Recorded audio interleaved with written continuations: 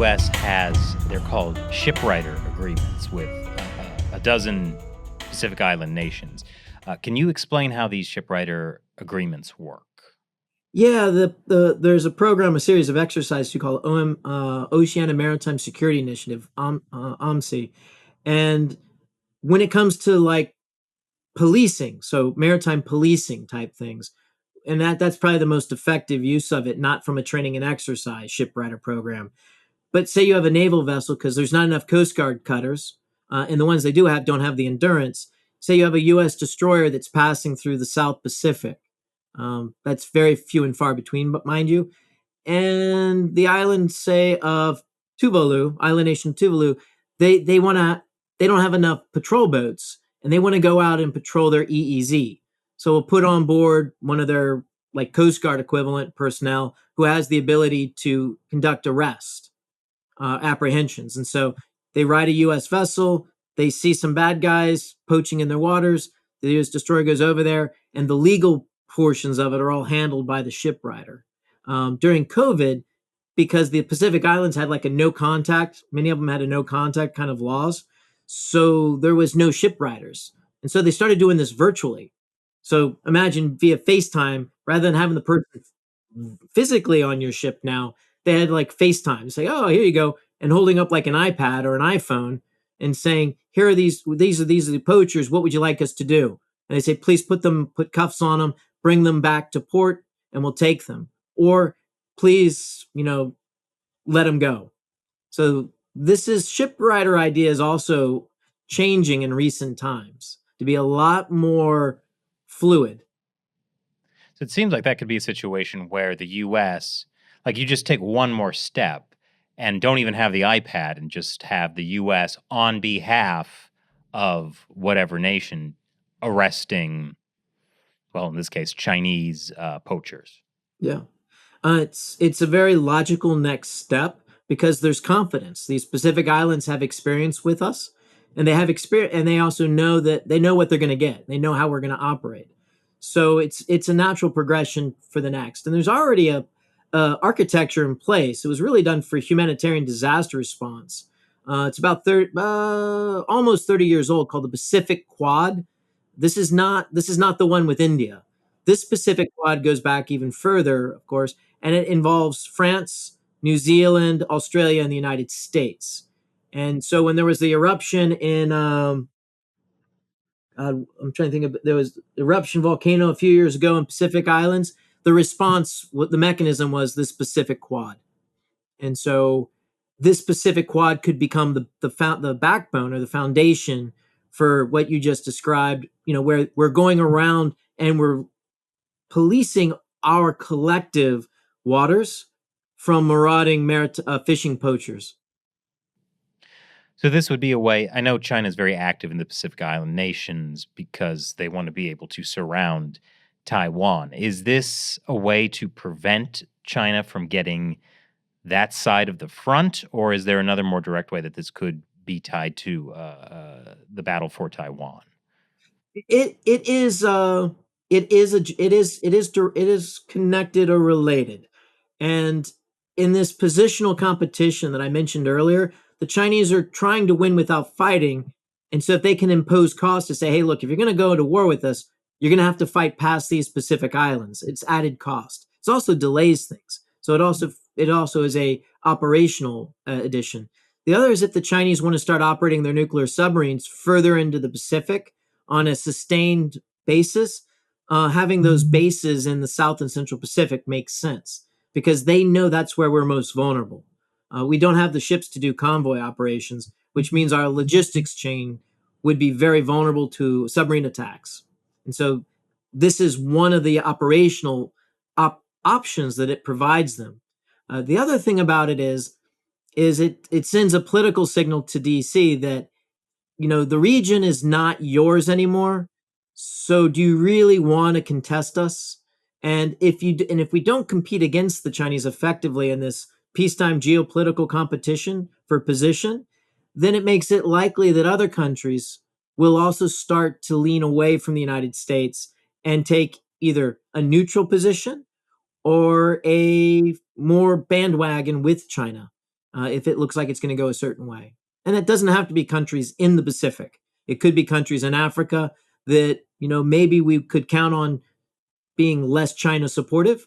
Now there's less reason for them to be, because the United States doesn't have the heft or the economic or the military muscle behind it. So it all feeds into this larger narrative.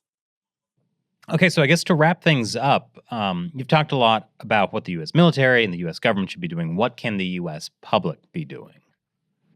Yeah, so awareness is definitely important.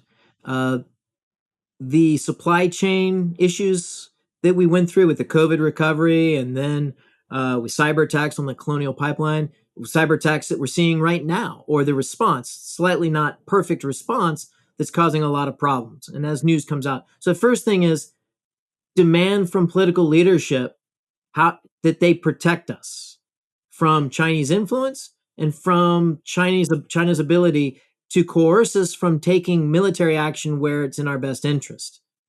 And then demand from political leadership that they also give the resources needed for the military to actually deter China.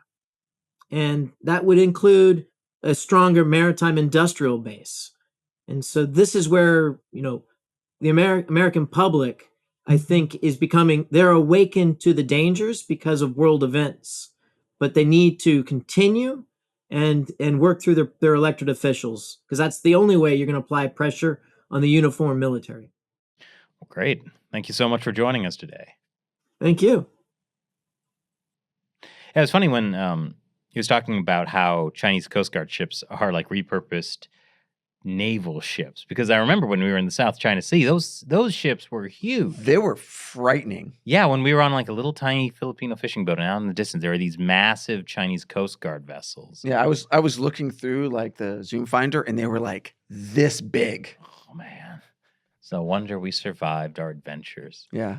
Well, I mean, though, to be fair, they were so intimidating that our captain of our, I don't want to call it a ship, it was like a little vessel, refused to actually try to go into the shoal. So he took us, remember, he took us around like the outside of the horseshoe shape. It's a horseshoe. And then we took like the little boats with the outboard motor, and then we like went on to and like stood on the shoal part. Yeah. But it was not actually, we couldn't actually get into the lagoon that's in the middle because of the huge Coast Guard ships that were actually possibly Navy ships repurposed. Yeah.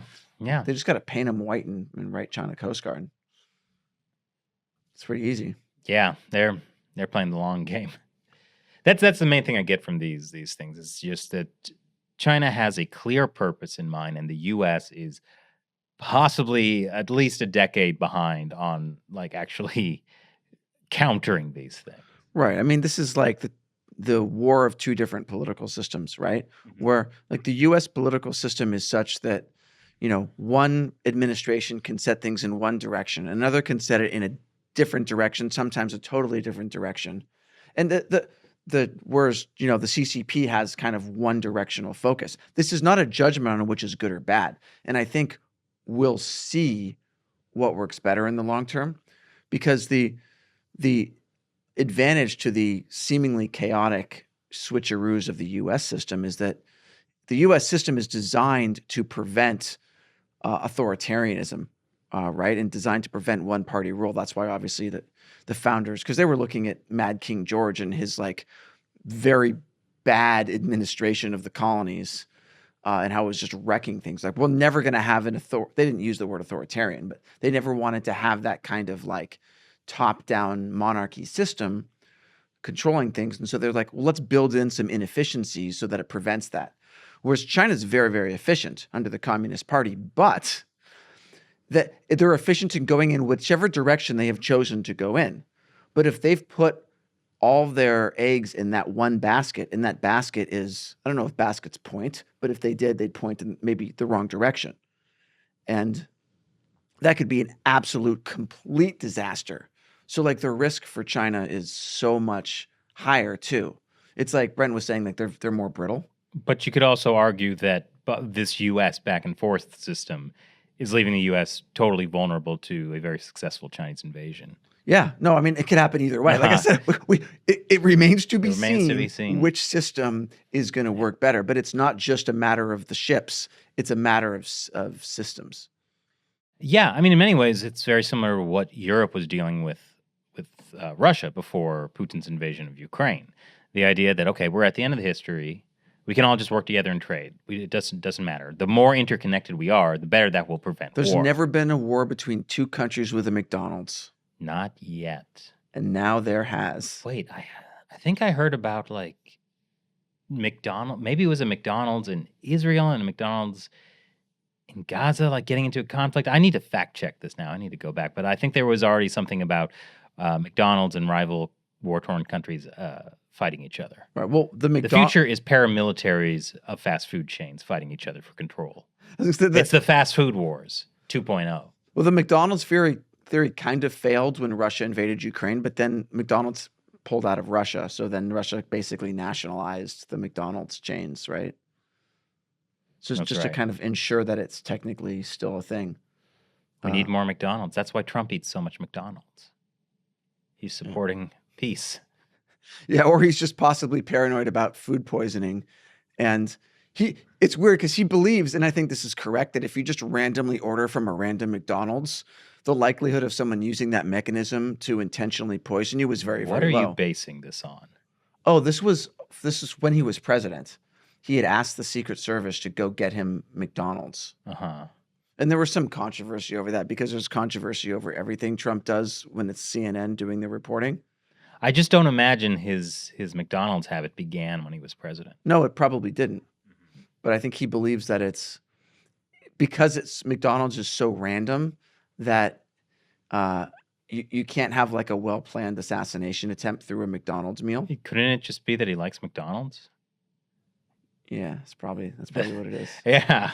Where's Shelley? We need her to keep you in line with your crazy theory. I'm going to confidently say that Trump eats McDonald's to avoid poison. I didn't say that was the primary reason. I was just saying it's a reason that he eats McDonald's. Yeah, you were saying it was a reason. Yes. And it might not be a reason at all. Okay. Well, if that's the case, then I need to stop reading CNN. Good news, everyone. Apparently, McDonald's favorite sandwich is back. It's not the McRib. They say their most popular sandwich is the smoky quarter pounder. It has a barbecue sauce and bacon. I've never had that. Neither have I. I'm going after this. Thank you for watching China Unscripted. I'm Chris Chappell. And I'm joining you. I'm Matt Ganesta. Gotta go.